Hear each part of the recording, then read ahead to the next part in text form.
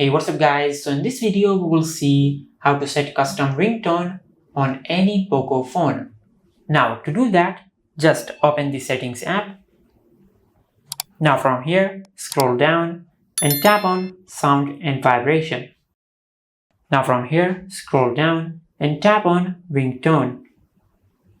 Now from here, you can download any ringtone from the themes app on your Poco phone. For an example, we will download this song. Just tap on the bell icon on the ringtone. Now from here, tap on select tone.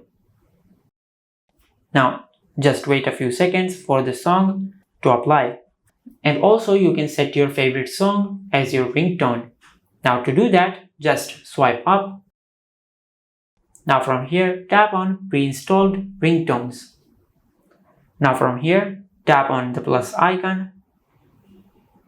Now from here, tap on music. Now from here, you can select your favorite music which is installed on your smartphone.